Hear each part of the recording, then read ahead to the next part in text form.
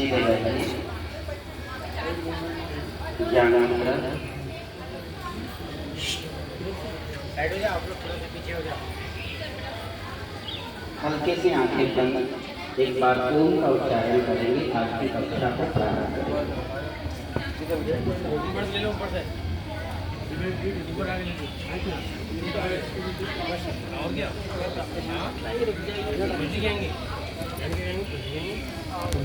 क्या मेरी प्यारी बहन, आपको क्या हो रहा है? कुछ प्रॉब्लम है तो बताओ, हम सॉल्व करेंगे।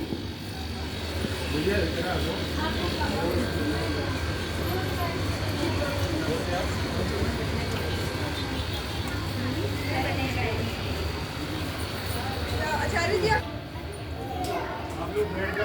हाँ, ये एक बार हम प्रभु का नाम लेते हैं, फिर अपनी कक्षा शुरू करेंगे। ठीक है? पीछे आवाज आ रही है? पीछे क्लियर आ रही है ना आवाज? हाँ, हाँ।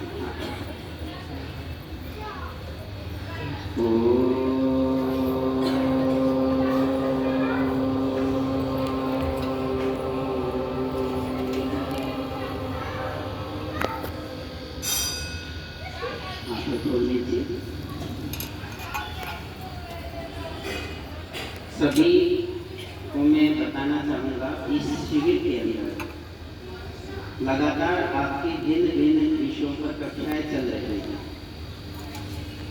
उन विषय में एक विषय है आपका आध्यात्मिक। क्या है जी? और ये विषय मेरी आत्मा से जुड़ा हुआ है।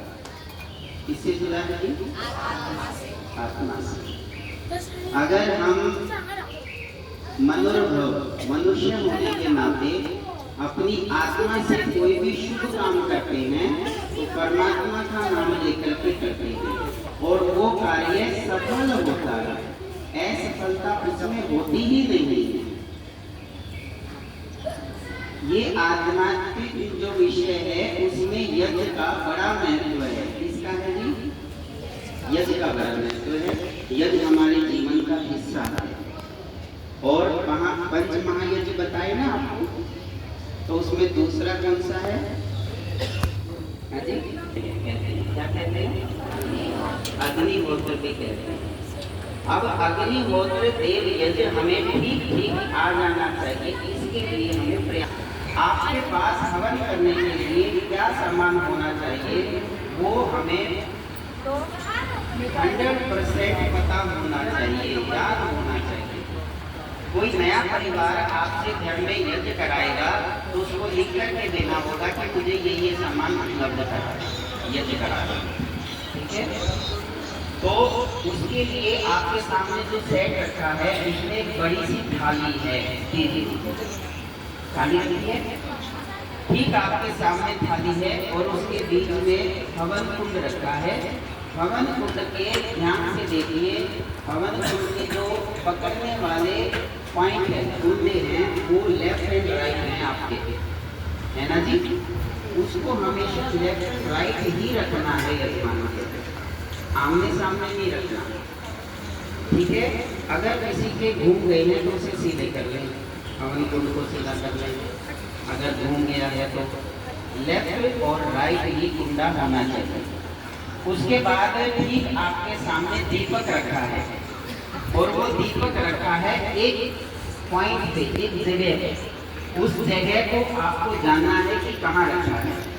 ये जो दीपक रखा है इस कोने का नाम है ईशान कोण। क्या है? ईशान कोण प्रकाश की दिशा है।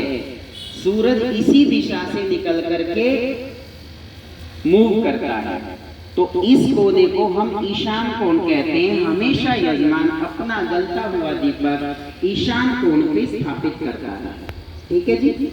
और ईशान कोण आप देख रहे हैं हवन कुंड के ठीक कोने पे रखा हुआ है। आपका कोने पे नहीं है तो कॉर्नर पे कीजिए, कोने की दिशा में कीजिए।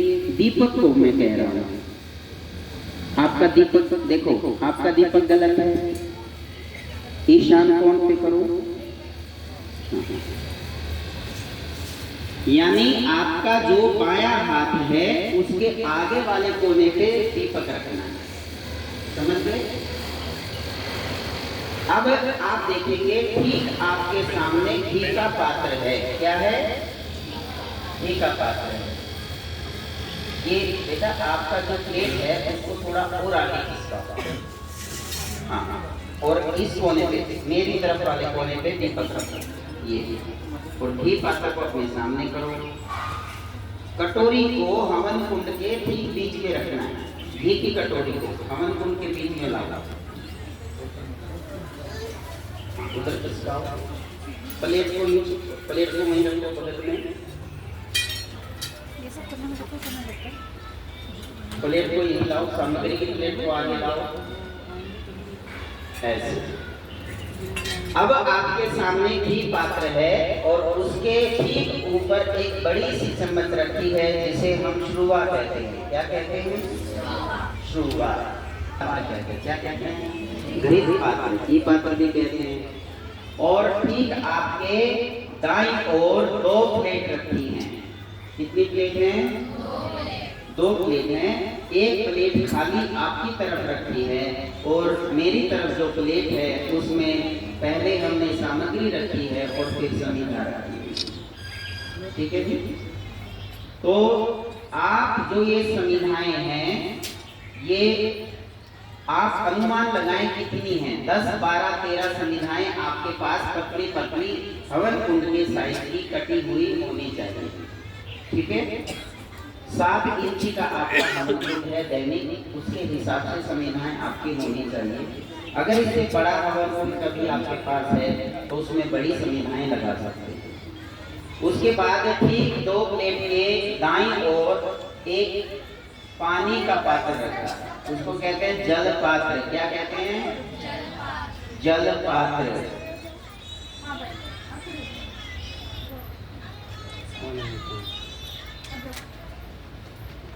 जल पात्र क्या है जी?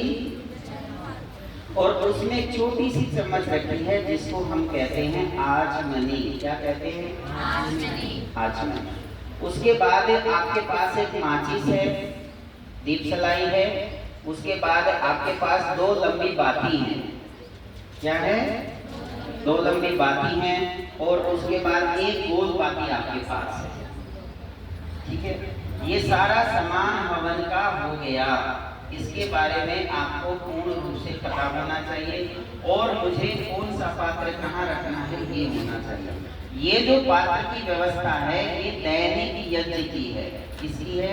दैनिक यज्ञ। जब आप अगर बड़ी वेदी पर हवन करते हैं तो चारों ओर जो है सामग्री रखेंगे, घी रखेंगे और एक तरफ जो है कलश भी रख सकते हैं। सुंदरता बनाने के लिए उस पर रंगोली लगा सकते हैं। ये बड़े कुंड की सज्जा है। लेकिन आपके सामने जो कुंड है वो दैनिक हवन करने की प्रक्रिया का है, छोटा हवन कुंड करने की प्रक्रिया का है। उसके लिए यही सामान उपलब्ध होना चाहिए। ठीक है? अब हम देखते हैं कि हमारे इस सामान के बारे में कैसे हमें रखना है वो एक बार नजर मारिए। ऐसे ही रखना है। ऐसे नहीं है कि चम्मच किधर घूम रही है, कि पात्र किधर घूम रहा है, प्लेटें कहाँ रखी हैं, पानी कहाँ पे रखा है, ये सब ऐसे नहीं। जैसे आपके सामने रखा है उसी प्रकार से व्यवस्था आपकी होनी चाहिए। ठीक है जी? अब यहाँ पर हम यज्ञ एक बार थ्योरिकल करेंगे, प्रैक्टिकल नहीं करेंगे। बस हम बताएंगे स्टेप बाय स्टेप कि अब आपको कैसे हवन करना है। ठीक है?